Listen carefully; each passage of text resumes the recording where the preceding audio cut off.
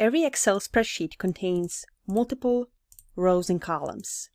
When working with data, you will have to know how to add, delete, and modify both rows and columns. In this sheet, we have two columns. One that has club names and the other that has current number of points that each club has. When we want to highlight a specific row, we click on the row number that we want to select, just like this. Same goes for column. We click on a specific column letter and it's selected. As you can see, this sheet is a bit messy. We want this table to be at the top, starting in a column and a first row. By selecting the top row and then right-clicking on it, we can delete the row that we don't need, just like this. And I will also delete the row number 1.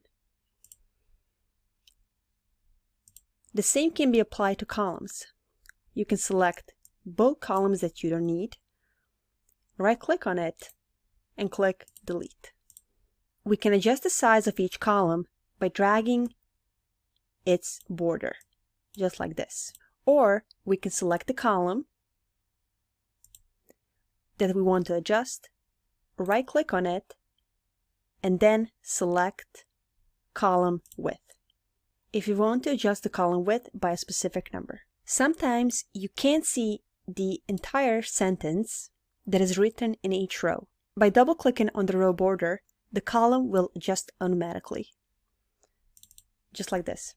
The column was adjusted by the size of the longest sentence, or in this case, a club name. You can always insert more columns and rows if you want to. If you select points column, or B column in this case, and right-click on it, and click Insert, the Excel will insert one new column on the left. If you want to delete it, just select the column, right-click on it, and click Delete. If you want to add a new row, you would select a row, right-click on it, and click Insert. And Excel will add a new row above the selected row.